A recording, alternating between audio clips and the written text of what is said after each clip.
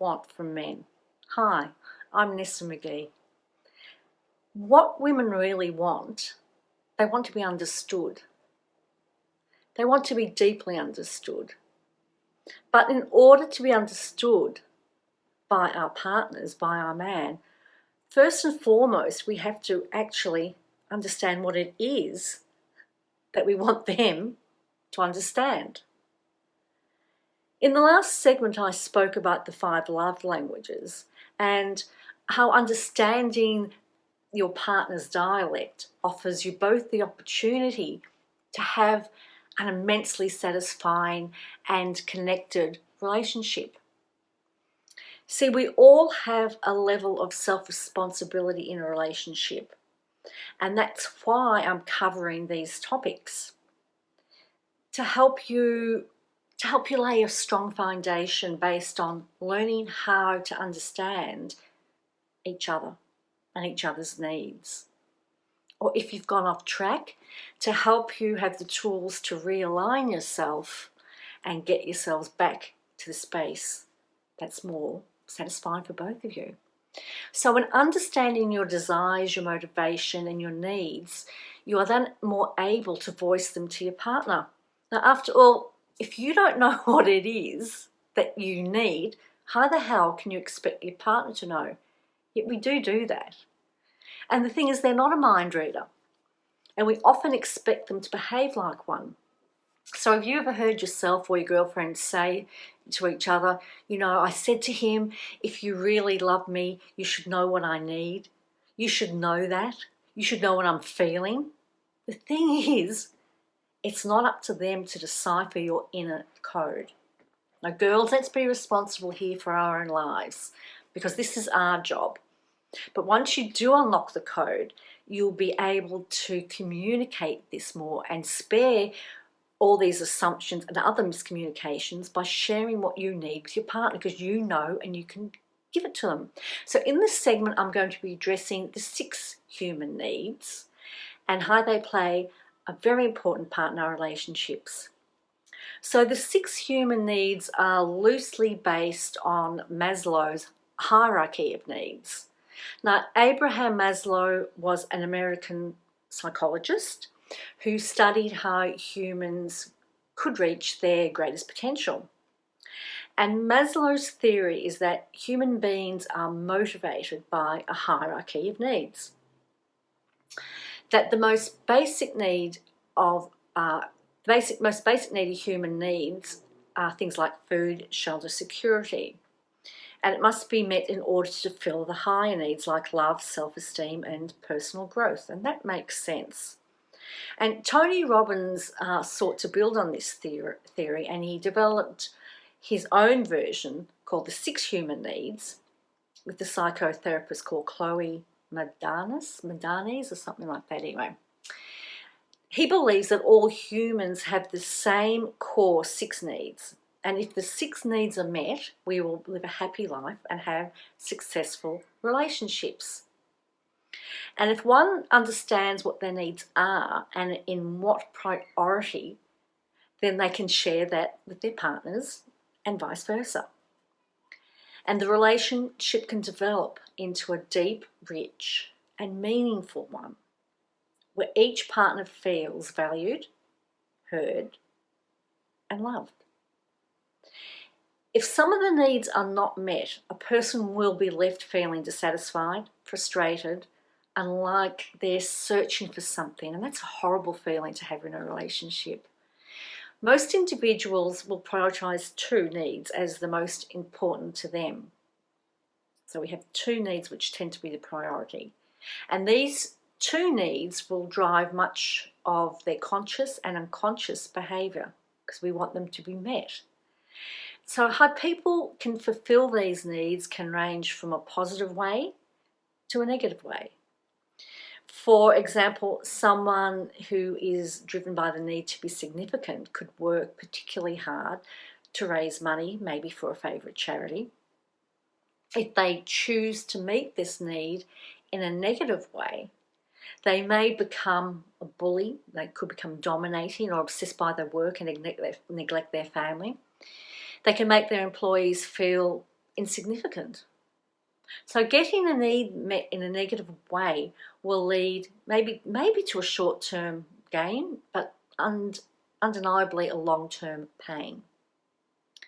So we don't want to, we don't want to have long-term pain. We want to avoid this. We don't want to be feeling unhappy and feeling stuck and depressed because we stuff things up.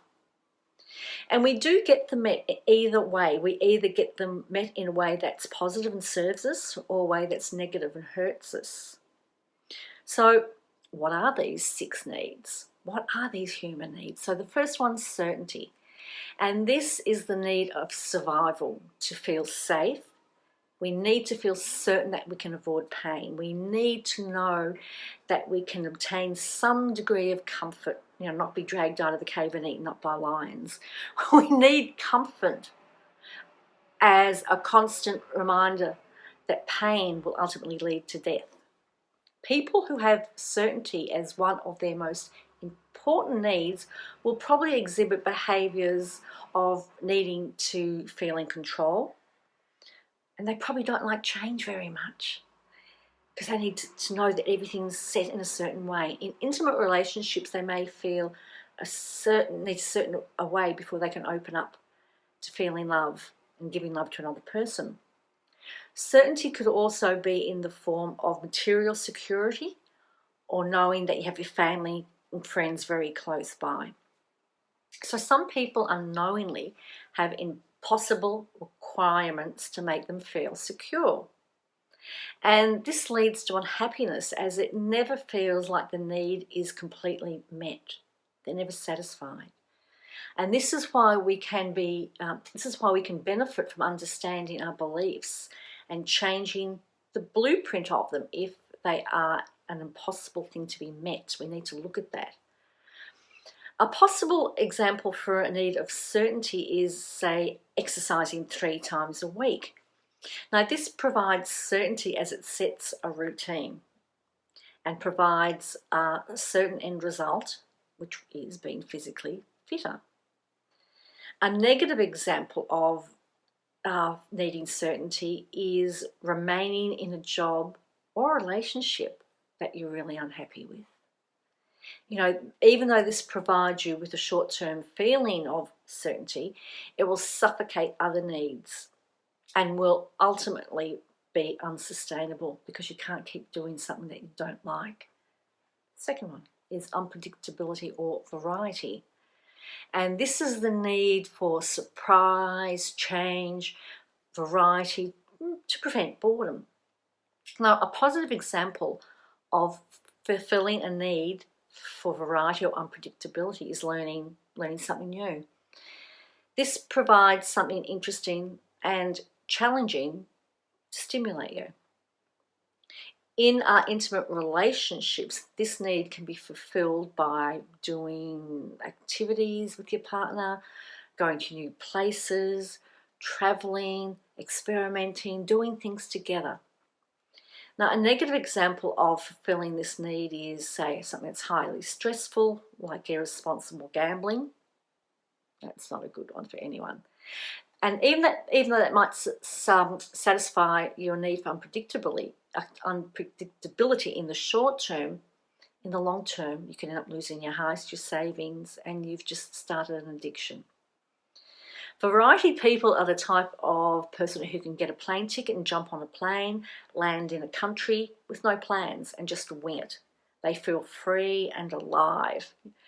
But to a person that craves certainty, this type of behaviour would be their worst nightmare. They'd feel out of control. Okay, the third one, significance. And this is the need to feel special, unique, important, that you feel needed, that you fit in.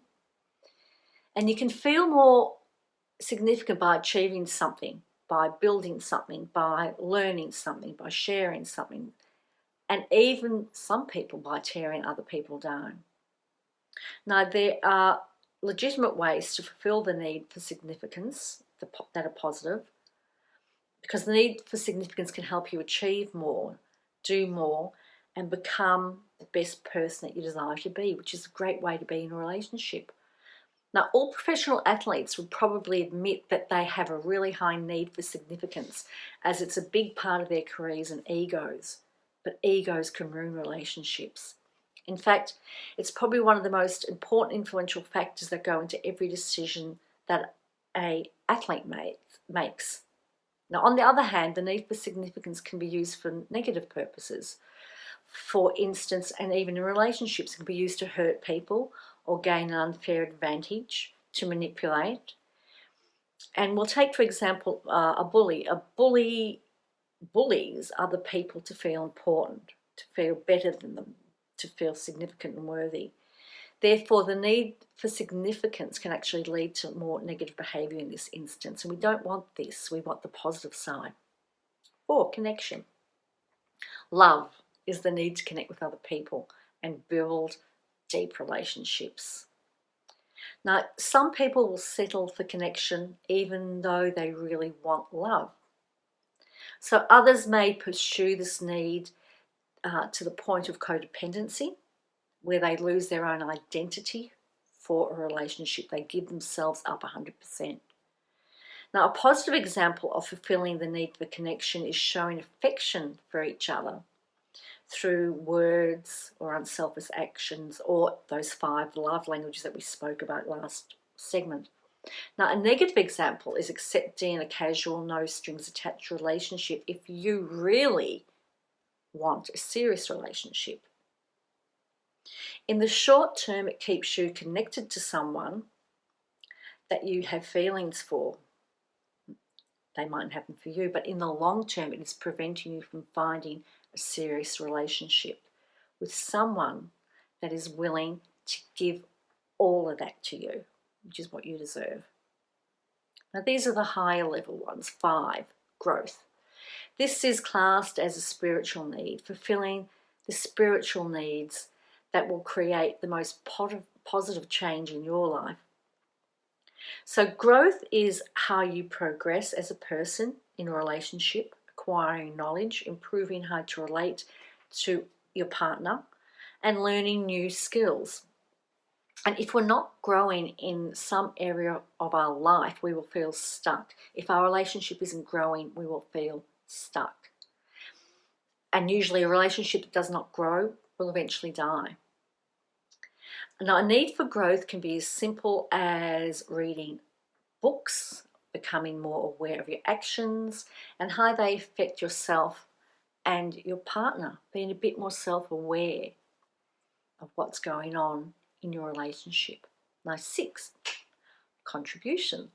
This is the second part of the spiritual needs. So fulfilling a need for contribution means that we share value, we share our knowledge with other people.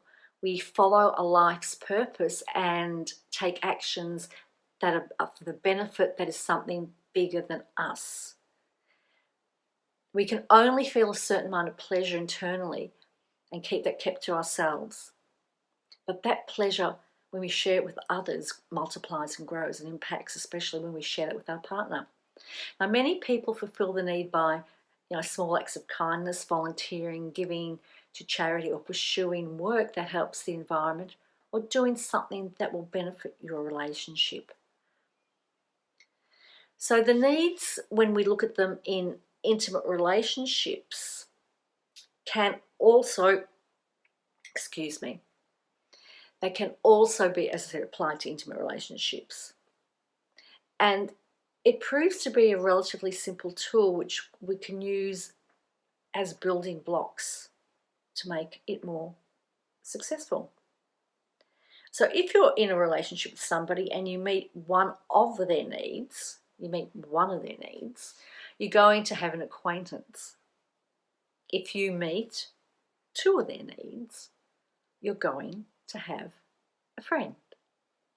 If you meet 3 of their needs, you're going to have a deep friendship or love. And if you meet 4 of their needs, it's going to be a deep love. Now, if you meet 5 or 6 of their needs, you're going to have a love slave. They're not going anywhere. But it's got to be you meeting their needs. not the other way around.